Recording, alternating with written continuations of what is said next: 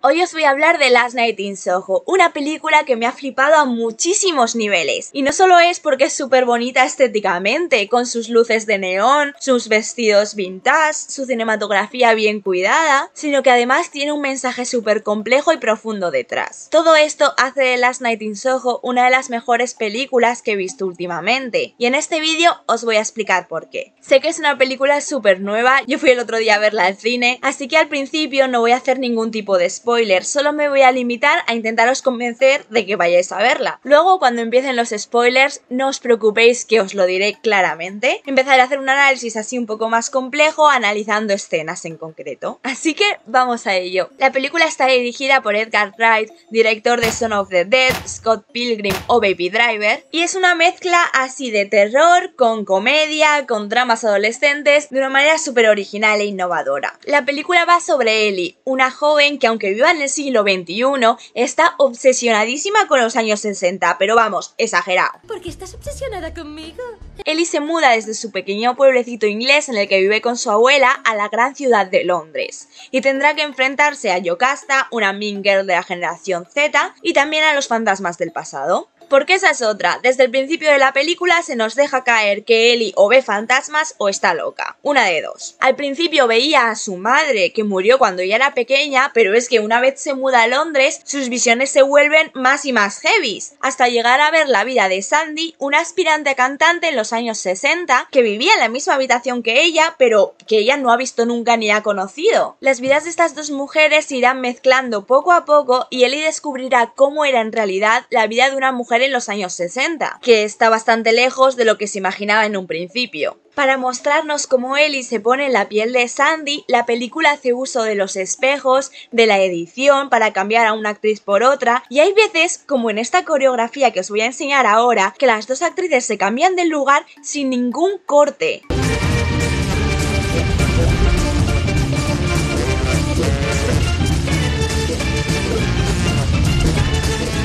¿Cómo es posible esto? Pues con una coreografía súper compleja en la que las dos actrices bailan con el mismo hombre al mismo tiempo. Mientras una se esconde detrás de la cámara, aparece inmediatamente la otra y viceversa. Y es que no es nada necesario porque podrían enfocar a otro sitio o podrían cortar directamente la imagen y que aparezca la otra. Pero con esto la película nos quiere demostrar lo en serio que se toman los detalles y que cuida al milímetro todo lo que hay en pantalla. Y es que Last Night in Soho es una película tan diferente.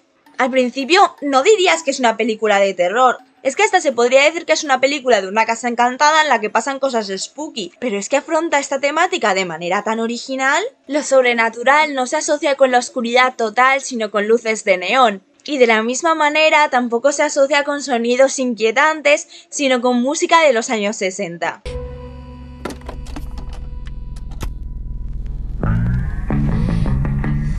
Last Night in Soho refleja súper bien el Londres de dos épocas súper diferentes, los años 60 y los 2020. Si alguna vez habéis sido un adolescente y estabais obsesionados con otra época, con la música, con la ropa, con la cultura, esta película os va a hablar directamente. Y lo que más me gusta es que muestra que cada época tiene sus cosas buenas y sus cosas malas. No es nostalgia ciega, sino que la película nos muestra que para muchas cosas los tiempos han cambiado a mejor y para otras incluso deberían cambiar más. Bueno, si todavía no habéis visto la película, ya os podéis ir largando, porque aquí empiezan los spoilers. Como he ido adelantando antes, la película nos deja ver que la vida de una mujer en los años 60 no era tan idílica como parecía. Sandy no se convierte en cantante, sino en bailarina de cabaret y más tarde en prostituta. Las luces de neón no son solo un recurso estético, sino que se asocian a los clubs de alterne. Aun cuando la protagonista no lo sabe, las luces rojas parpadeantes de su cuarto son una alarma que simbolizan peligro, porque en esta película el mundo de la noche y la amenaza son casi sinónimos.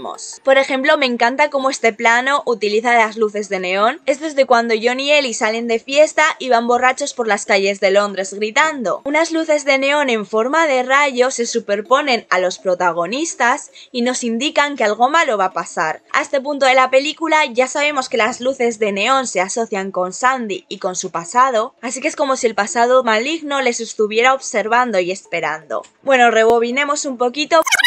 porque antes quiero analizar la escena en la que Ellie descubre que están prostituyendo a Sandy. En esta escena, la película usa un efecto similar al ojo de pez para mostrar la ansiedad de la protagonista al darse cuenta de la decadencia del mundo del espectáculo. Primero vemos a una mujer que dice por teléfono, esto no es lo que esperaba, y después la protagonista pasa por un pasillo mirando las diferentes habitaciones que tiene a los lados. Estas habitaciones son como escaparates, que muestran las opciones que tenían las mujeres que querían ser artistas en esa época, básicamente la prostitución y las drogas. Hay un momento de la película en el que vemos a Sandy bailando en un club con diferentes outfits, mientras diferentes hombres le invitan a copas y le preguntan cómo se llama. Ella cada vez responde una cosa, pero nunca su verdadero nombre. Alexandra, Alexei, Andy, Lexi. La edición de esta escena refleja súper bien el estado mental de la protagonista. La primera vez y la segunda que aparece bailando, la cámara no hace ningún corte. Sandy conserva su cordura a pesar de todo. La tercera vez hay algún corte. Su estado mental se va deteriorando poco a poco. La quinta vez no solo hay muchos cortes, sino que también se ve borroso. Y en la sexta, además, se ve doble. La protagonista está completamente perdida, ya no es capaz de ver con claridad. Esta progresión nos muestra cómo la identidad de Sandy se ha ido volviendo más y más difusa. Ya no es ella misma, sino lo que los hombres quieren que sea. La antigua Sandy ha ido muriendo poco a poco y se ha convertido en un objeto de consumo. La primera vez que sale bailando, se mira al espejo donde está Ellie observándola y dos hombres, primero Jack y luego un desconocido, tapan su reflejo. Ellos la fuerzan a ese tipo de vida, pero más tarde cuando el policía se lo pide ya no es capaz de mirarse al espejo más. Ya no se reconoce más a sí misma y él intenta salvarla, pero es que no se puede cambiar lo que ya ha ocurrido. Al principio de la película, Ellie estaba deseosa de ver a Sandy, incluso rechazaba planes en su vida real para ver cómo continuaba la historia. Un poco como cuando te enganchas a una serie y dices que estás ocupada para quedarte en tu casa viéndola. No me ha pasado, claro que no. Es que estaba tan obsesionada que se tiñó el pelo igual que Sandy y se empezó a comprar la misma ropa. Un poco como cuando tienes 15 años y eres fan de Paramore, que te crees la Hayley Williams. Tampoco me ha pasado, pero cuando la historia empieza a tener tintes más oscuros, la cosa cambia. Ya Ellie no quiere ver a Sandy más. ¡Qué casualidad!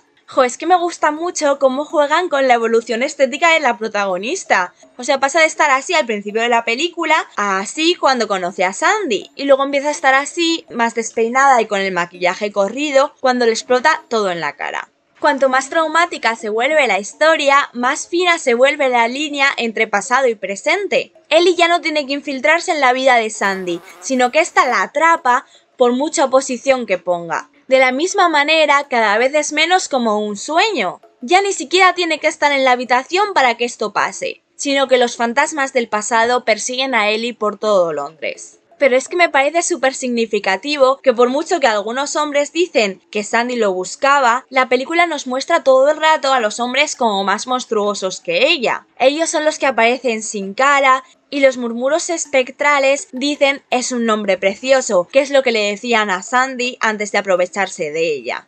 That's a lovely name. That's a lovely name. Los monstruos son ellos y lo más terrorífico de la película es el consumo de mujeres como objetos de consumo. Y la verdad es que la película juega con nosotros como quiere. Vemos a los fantasmas de esos hombres y nunca nos planteamos que los haya podido matar Sandy y mucho menos en aquel cuarto. Vemos a Sandy cubierta de sangre y damos por hecho, sin dudar ni un solo instante, que la muerta es ella. Incluso vemos noticias como esta en la biblioteca sobre un hombre desaparecido y ni siquiera nos planteamos que pueda tener algo que ver con este caso simplemente porque Ellie no se lo plantea. Oh, no. Bueno, sí. El hecho de que la película lo enfoque todo de manera súper subjetiva, desde la ignorancia de Ellie y además que mezcle el pasado y el presente en el mismo plano, nos desconcierta muchísimo como espectadores, y ahí es precisamente donde la película nos quiere tener. Cuando ocurre el mayor plot twist de la película, cuando descubrimos que Sandy mató a esos hombres, todo cobra sentido. Sandy, ahora convertida en la típica señora inglesa, lo confiesa todo y además amenaza a Ellie con matarla también. En este momento suena la misma canción que sonaba cuando Jack y Sandy se empezaban a conocer.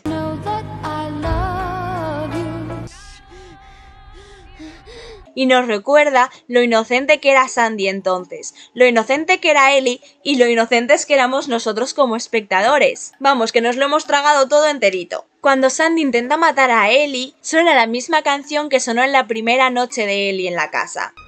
You're my world, you're every breath I take. You're My World de Cilla Black, pero esta vez no está cantada por la cantante original, sino por Anya Taylor-Joy, la actriz que da vida a Sandy, y está específicamente hecha para este instante.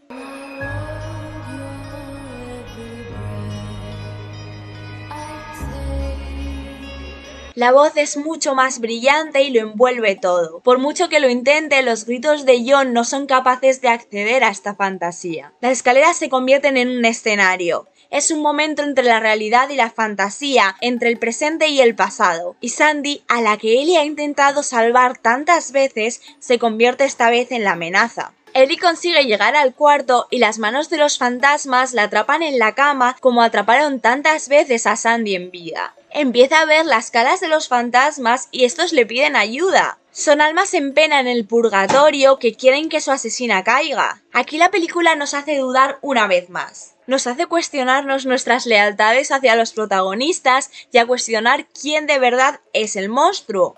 Si los puteros o la mujer que se vengó de ellos. Pero es que la película en realidad lo tiene muy claro. Los verdaderos monstruos son ellos. Y Sandy solo es una víctima que hizo lo que pudo para sobrevivir. Sandy entra por la puerta y parece que es capaz por primera vez de ver a los fantasmas. Este es el primer momento de la película en el que hay una verdadera comunicación entre las dos mujeres. Sandy le dice que se vaya, que tiene que dejarla ir, y es evidente que no solo se refiere a ella misma y a su historia. La cámara enfoca una foto de la madre de Ellie y de su abuela en Londres. También enfoca algunos diseños que hizo inspirados en los años 60. Es evidente que Ellie tiene que dejar atrás el pasado para empezar a vivir su propia vida. Más tarde vemos que Ellie participa en un desfile exponiendo sus diseños. Estos tienen un aire a los vestidos que solía llevar Sandy, pero también tienen un toque muy actual. Son un diálogo entre el pasado y el presente, porque para mí lo que podemos sacar de Last Night in Soho son dos mujeres muy diferentes, de diferentes épocas, dialogando a través del tiempo y llegando a entenderse. Quiero hablaros un poco sobre la historia del feminismo porque para mí es clave para entender esta película. En la segunda ola del feminismo, más o menos durante los años 60, se denunciaba la prostitución y se creía que las mujeres en estas situaciones eran víctimas. Durante la tercera ola se empezó a pensar que igual era empoderante, y ahora en la cuarta ola hay muchísimo debate respecto al tema. Y se duda sobre qué perspectiva se debería tomar, si más la de la segunda o la de la tercera. Bueno, pues esta película para mí es un diálogo entre la segunda ola y la cuarta, recuperando esa idea de que la prostitución es tratar a las mujeres como objetos de consumo. Sandy representa la segunda ola. Ella se rebela contra sus agresores y los mata. Pero esto está visto desde la perspectiva de Ellie, una chica contemporánea que no está claro si la va a entender o no. Ellie idealiza el pasado como nadie, pero al final es capaz de comprender que la vida de Sandy no fue nada fácil y no la juzga por lo que ha hecho. Hay una sororidad a través del tiempo entre estas dos mujeres. Last Night in Soho es una rape revenge contada de una manera totalmente diferente. El foco no está en cómo unos hombres violan a Sandy y cómo ella se venga, sino que está en cómo Ellie, una adolescente tan ajena a esos hechos que hasta pertenece a otra época, los experimenta desde su perspectiva. Simplemente una película brillante. Bueno, espero que os haya gustado mi análisis. Me apetecía mucho hacer este vídeo enseñando precisamente lo que hago yo en mi doctorado de estudios ingleses, que es coger una película, verla 1800 veces, analizar todo lo que hay en pantalla y construir hipótesis como estas. Me gustaría que me dijerais en los comentarios si os gusta este formato de vídeo, qué cambiaríais, si tenéis la misma opinión sobre la película que yo. Pues que paséis una buena noche en el Soho.